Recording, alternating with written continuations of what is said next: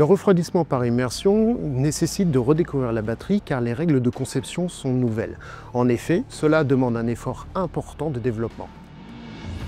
En 2022, nous étions les premiers à montrer que le refroidissement immersif était possible pour ces applications. Nous avions modifié le système de refroidissement de la Volvo hybride XC90 et démontré l'efficacité de l'immersion cooling pour réduire le poids, le coût et améliorer les performances de la batterie.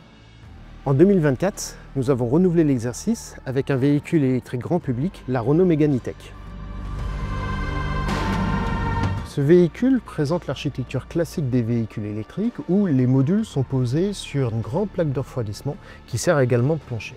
Un liquide de refroidissement à base d'eau circule dans cette plaque et récupère la chaleur des cellules.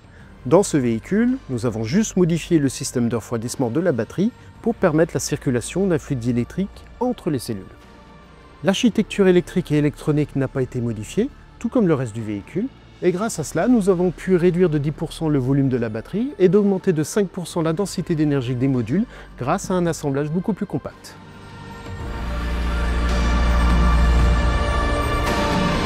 Nous confirmons à nouveau l'efficacité du refroidissement par immersion sur les véhicules électriques classiques. Ainsi, sur cette Mégane, nous avons réduit par 2 le temps de charge, permettant de rouler 250 km supplémentaires en moins de 30 minutes, et nous avons augmenté l'autonomie du véhicule de 6%.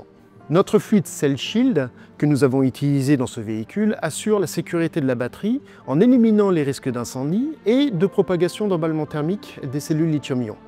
Cette technologie permet d'optimiser l'efficacité énergétique des batteries, réduisant ainsi l'empreinte carbone des véhicules.